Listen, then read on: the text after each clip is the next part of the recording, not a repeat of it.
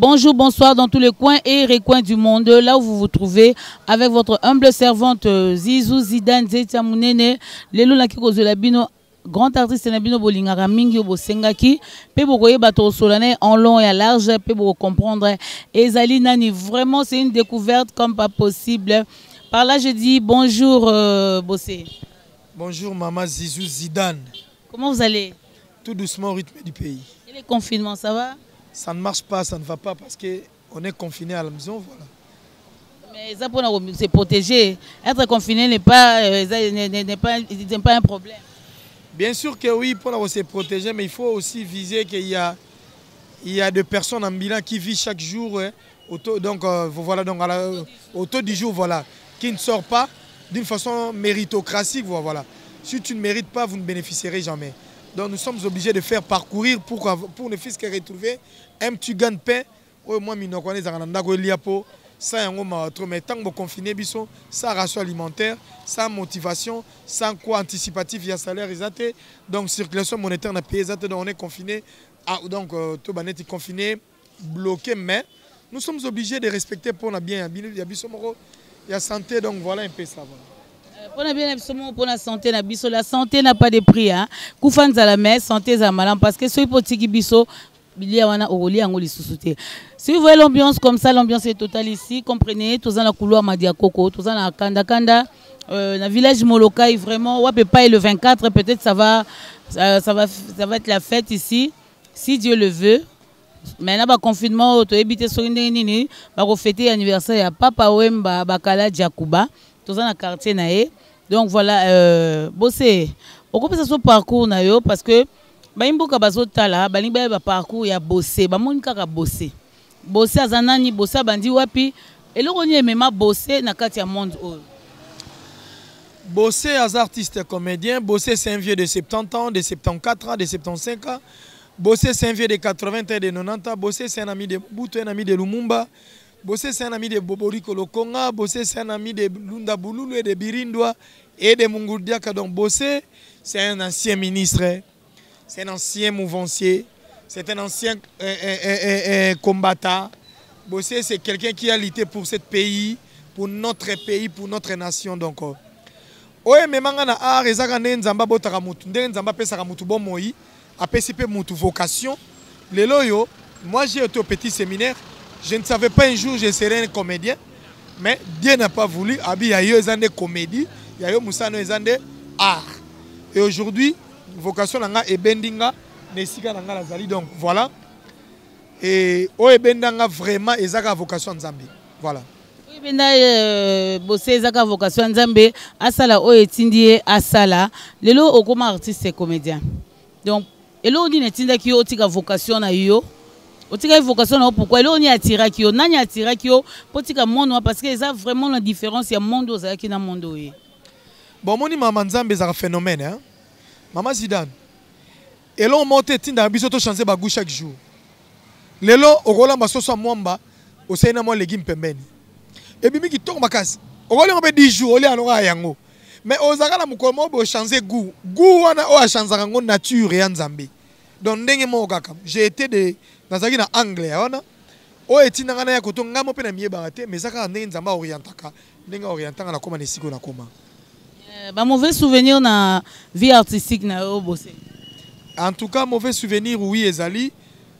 Na olobate ke zangite ezali parce que monde nyon surtout na vie ezaka na bien rappelé na ba mauvais nango. Mauvais souvenir ya liboso ya li na ba endroit auto tournaka d'abord.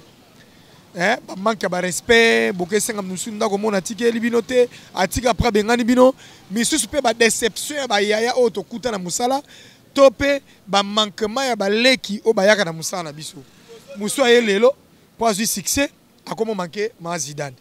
Musu aye lobby afula mi aso mutuka obenga e ba komo boudé batu. Ils appellent l'un des mauvais souvenirs. Donc, M. Spéali, groupe Morobo Ozalaka, mais déception Morobo Ozoa, on dit Marate qui est dans Makambo Yosan, groupe Morobo se retrouve bongo, au Kéotika na choc na mutema.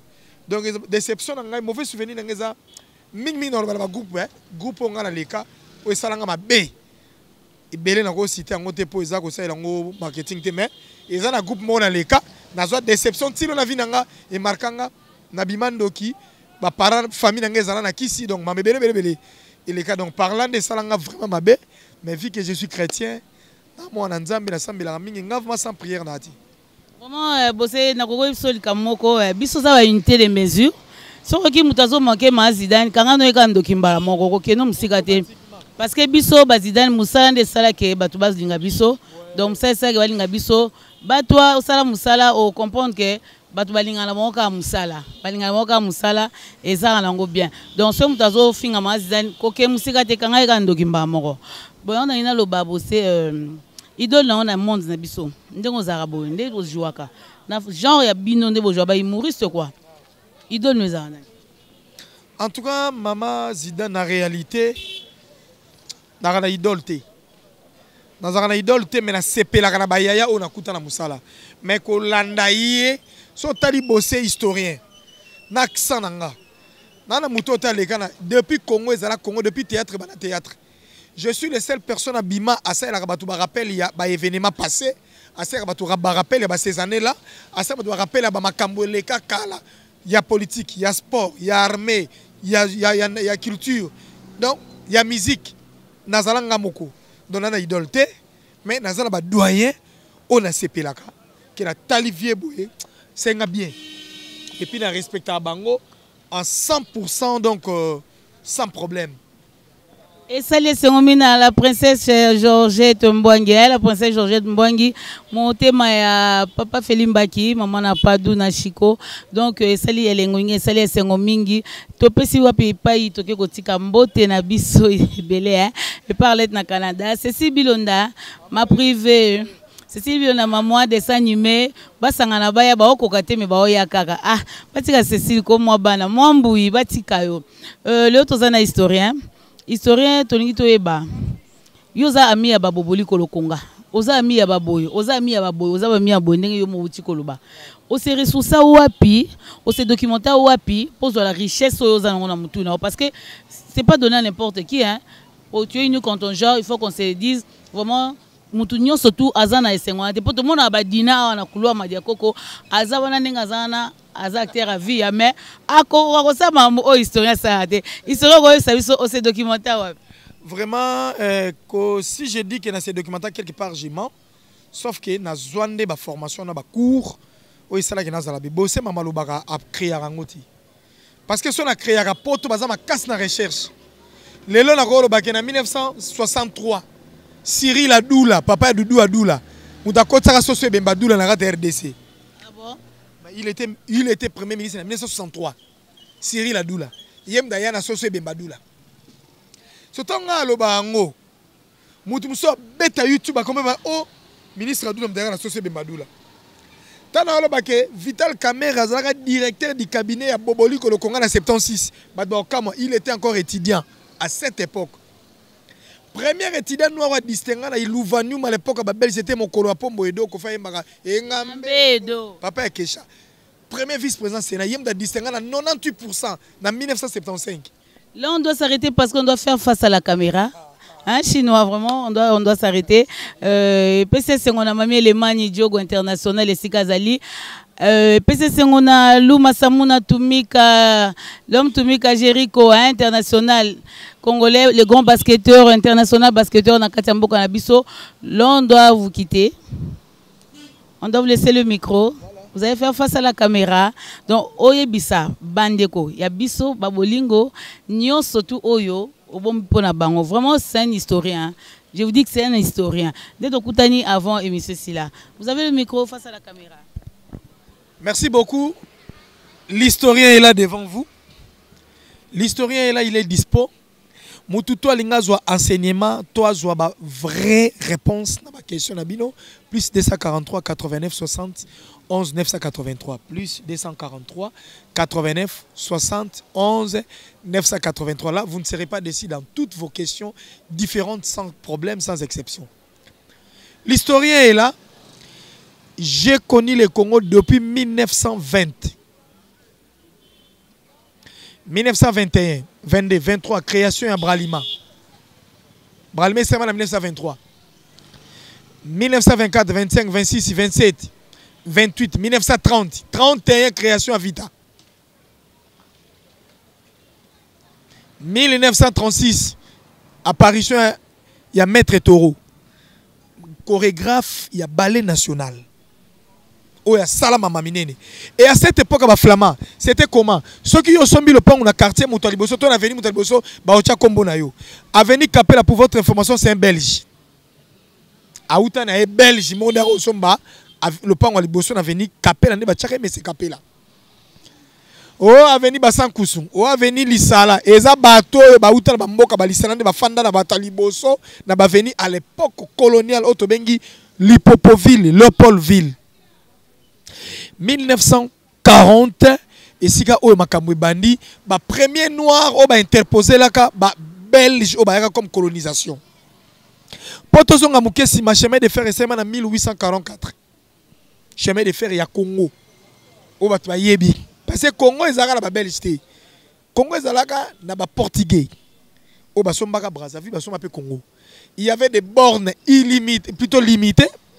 Et ça que ba perdra limite na bango vie mai nera ko sauter ba e ko zwa ba e ko tekela RDC Congo et komaka Congo Belge.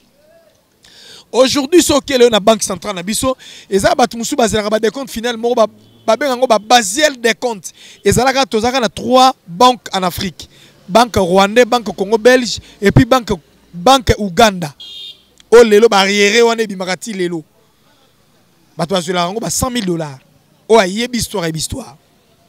1941, 42, 43, 44, 45, 46, tu as eu apparition, il y a première partie à Lumumba. Où il y a MNC. MNC qui est parti cher, il y a Lumumba privé. À cette époque, nous étions que 3 partis. C'est Soso Katanguez, Abako, et puis MNC. C'est Soso Katanguez, autorité morale, Moïse Tchombe. Abako, autorité morale, Messé Labé, Joseph Kassavoubou. Et puis MNC, bureau nango ezalaka juste en avenue du stade Namaya Kalam côté à 20 mai en diagonale comme ça, on va mettre ma brique. Au moins, comment MNC. Et il y a bureau national, il y a Lumumba. Époque coloniale. 1950, Lumumba, en 1949, il était engagé comme directeur technique de la poste. Il a détourné une grande somme à Kei Katanga. Moïse Tchombende à Bombay.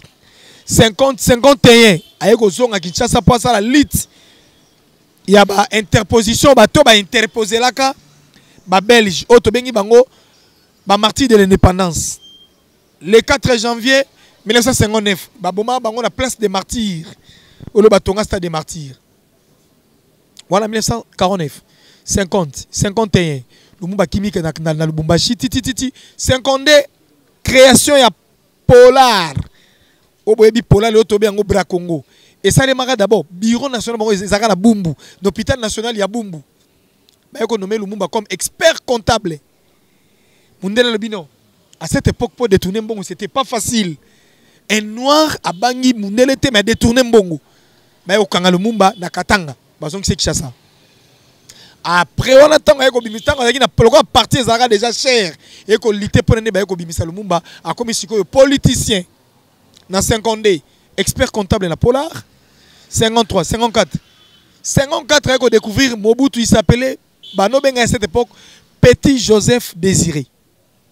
C'était même pas Mobutu. C'est le vrai nom de Mobutu, c'est Mobutu CCC Kokunkumbendu Azabang. C'est Mumbandi de Kawele. Né à Lissala, développé à Gbadoliti. Fait les études à Gbadoliti. Lumumba est comme petit naïe, très intelligent, il écrit bien une belle main. 54, 55, Mobutu a tindi Lumumba tindi Mobutu na 56, cours et journalisme à la Louvain. À cette époque, il y a 2 musiciens qui faisaient des chairs de poule au gouvernement. Il s'appelait Joseph Calais Jeff. Entre parenthèses, Grand Calais. Et ensuite par Wendo Kolo Son. Grand Calais, il est parti na Cuba, cause de cours et musique instrumentale. Moutaya na instrument na Congo en 1956. C'est Grand Calais. Ami intime, cher de Laurent Désiré Kabila. Qui faisait des booms. Grand Calais, moi na Kitambo, à Kola na Kitambo, à développer na Kitambo. Laurent Désiré Kabila. Mon Kitambo, c'est un militaire. Mais il écrit aussi des chansons. Ce qui est l'auteur, peuple congolais, allons en avant, palalalala. Écrit par Laurent Désiré Kabila. Écrit par Laurent Désiré Kabila. C'est pas facile. 57. Tu sais que d'apparition naie. Azu Maman Marthe. Maman Marthe qui m'a ngirengir. Dans Nzombo. Tu sais que akoli na mokoto.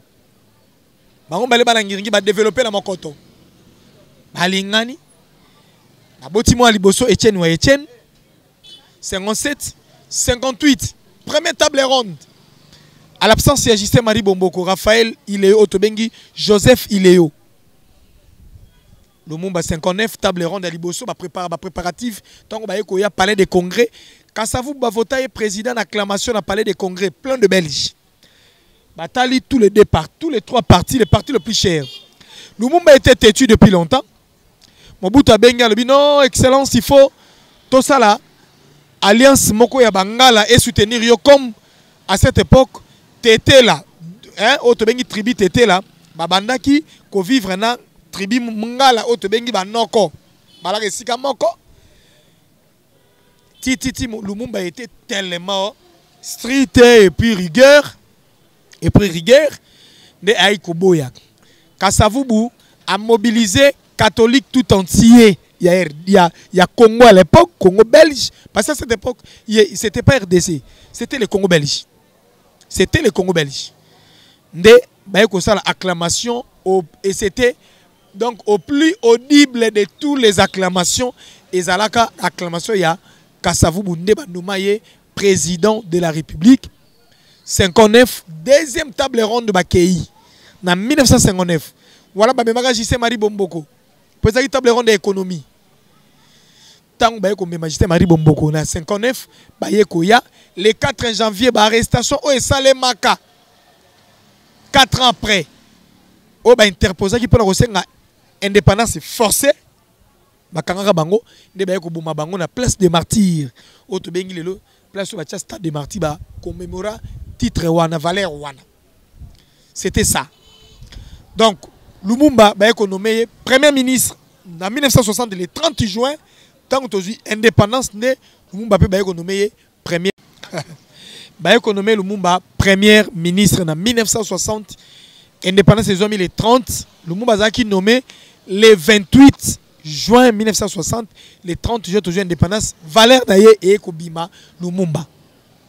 Là, Mobutu était toujours en Belgique, au cours de journalisme.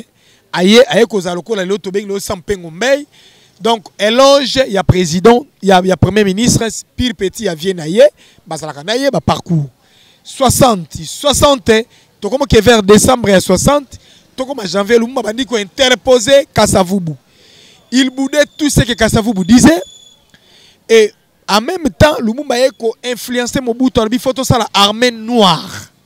Armée Nabisoba noire, nde ego ça la ki ba kozwa Mobutu accueilli formation moko. Il y a un mois successif et aussi la temps Mobutu bandi ko ça la première recrutement de soldats noirs. C'était Mobutu. Il est le premier personne na janvier adjudant na juin major. Donc espace il y a 6 mois Mobutu a commencé major. Belge Mundele Talabino, Lumumba Nixo ko interposé Mundele. Fimbo ngubu ebimi ko boma ko beta ko boma ko botola. Nde baye ko sala coup d'état o esala ki ba longola Lumumba na pouvoir na premier ministre baye ko bomaye mutu oyo akangaka Lumumba na mai ya Sankuru na Lodja. Il s'appelle Adjudant Pongo. C'est lui qui était le papa de Madame chanteuse Nabiso Pongolov. C'est son père, premier adjudant noir, sergent, adjudant sergent. Non, akanga Lumumba na mai ya Sankuru. Ne azongi sakaye ti Katanga ti Kinshasa bazongi se Katanga nde bakinaki ko boma Lumumba. 60 wana tango Lumumba kei ba ko remplacé par Joseph Iléo. C'est lui yende bazaki ba premier étudiant noir en 1949. Tango université Salemaka Louvanium, c'était 3 étudiants noirs grands au basala biso fierté ezalaka Etienne Tshisekedi wa Mulumba na droit judiciaire te kozwa Justin Marie Bomboko Iselenge Lokumba te kozwa Joseph Iléo au basalaka droit au premier étudiant au babimaka Parce qu'à cette époque, il n'y avait que des D4. Diplôme d'État est comme en 67. Bah, on a D4. Donc D4, bah, on a la compétence, il y a diplômé. Ok, université aussi, si peu bimi. Et Rwanda, Kizenga, Azaki toujours cadre. Il y a MNC, mais il ne faisait pas des faces vraiment comme de Lumumba, comme de Moïse Tchombe et consort. 61, Joseph Iléo, 62, 63, Baïrocha, Moïse Tchombe, Premier ministre. 63, Moïse Tchombe, en janvier, tina mois de juin, Balongole, Cyril Adoula.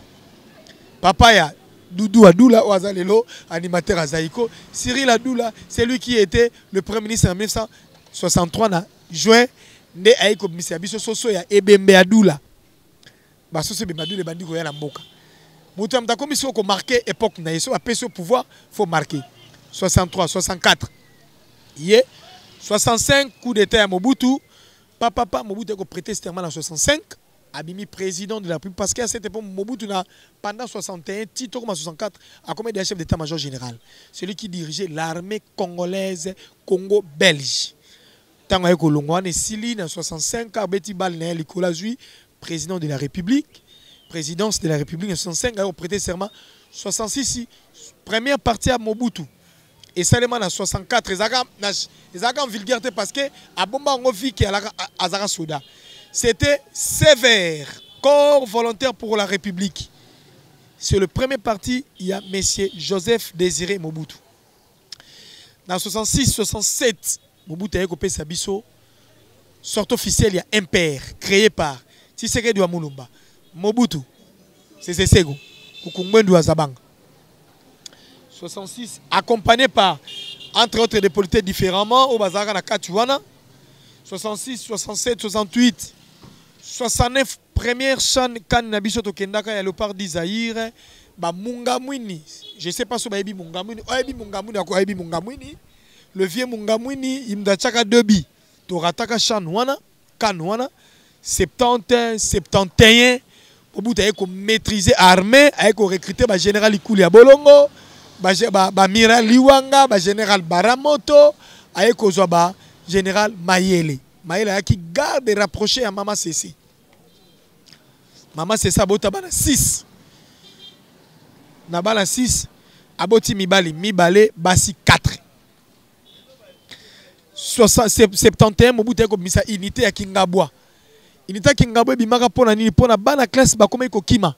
Bao bima classe reta abimi classe 17h aux 18h 20h déclaration bana bao bunga parce que mané mobuta ko misa unité ngabwa comment ko sillonner toute ville ya Kinshasa ke soki bakangiyo mineur na uniforme bakeno la police okola la kuna ti ba parents maroya ba futi amanda l'état ba bimisio et les enfants ont vite changé ba comprendre que unité ngabwa zo kangabana tangu cardinal Malula eko interposer événement wana 71, 72, Mobutu Kangaya Kimi a accueilli exil na Italie. En 1972. En 73, tu vas développer 74, 73 préparatifs via Chan. Chan a et Bandi. Wana Mobutu a nommé Nzoko Baba, gouverneur. Ozaka équatorien. Nzoko Baba, gouverneur. En 73, 74, quand Nabiso ya Moseka. En même état, événement du siècle Zalaka, combat à boxe, il y a Ali et Foreman dans le stade, il y a Tata Raphaël. 75, 76, tu as kozwa Sakombi à Bimaka, ou ya Salaka Raj, à Elabiso Sakombi à Gigoz. 76, Ouana, Boboli Kolokonga était encore Premier ministre. En même état, l'état du cabinet et Zalaka Lelo, Lokaningini Vital.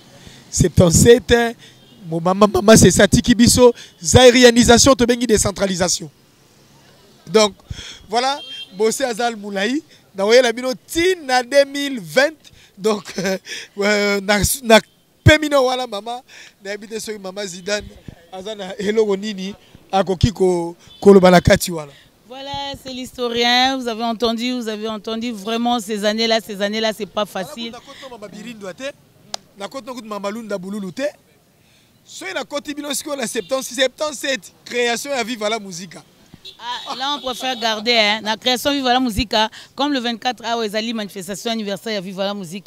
Donc, tu préféré Toroya tokobenga sous historien habite au Kennedy en 2020. Là on s'est arrêté dans 73 hein. Tout ce qui est 76. 76. Donc voilà, tout ce qui est 76. Bon, il y a ça combi donc bon on a cholé qui wa. Donc to bomba wana tout ce qui est 76 mas pour jo mas historien et wana bo poser ba question, bo poser vraiment ba question pour comprendre historien à cause la wana pona bino Gabi sana fou. Donc Gabi historien Rosalana pona bino pona répondre à la question nyonso Boverdo Bokete Bongombe Mobile Mongo topesi Gilen Zeka Mambote Belé Fifi Esika Zali Bambote Belé Christian Mabanga Bambote Ebele. Voilà les lots Zizou Zidane Zetia Munene ayambaki pona bino historien et que vous allez sengo mingi et vous allez sengo mingi historien azana micro na kopesa micro historien. Micro vraiment il est comme ça donc bato ya boye na kisasa na biso na Congo na biso bazali donc il faut qu'on applaudisse, il faut vraiment applaudir bato ko ba historien, c'est pas facile, c'est pas donné aussi à tout le monde hein de tozawa toyebi yangote tozo apprendre biso tout et pas historien on lo banyeli papa non ça dit ngana lo baka ki ngana tu na question na suka numéro ngana pesa déjà plus 243 89 71 983 plus 243 89 71 983.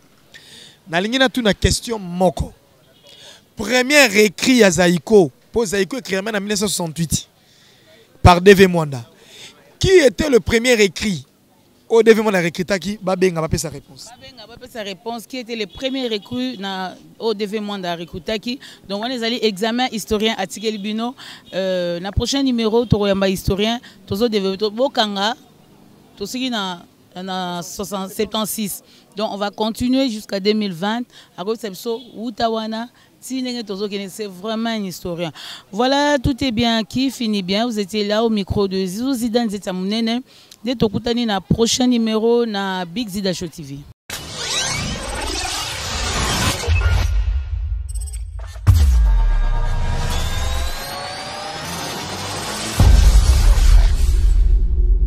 Dans le monde entier, partout, dans la RDC, on a aussi péché à Bino.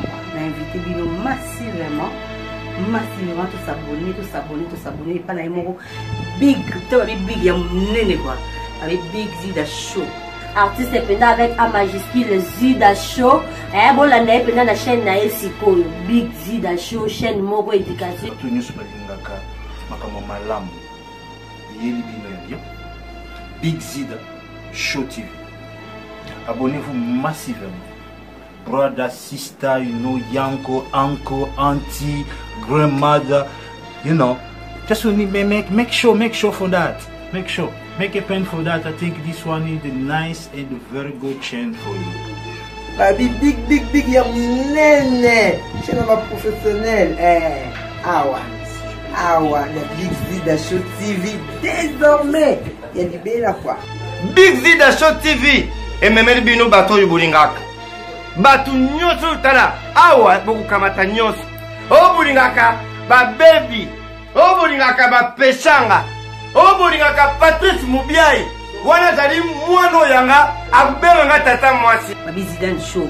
Babi Zaka abartiste comédien te. Ezaka ba musicien te. Ezaka politique te.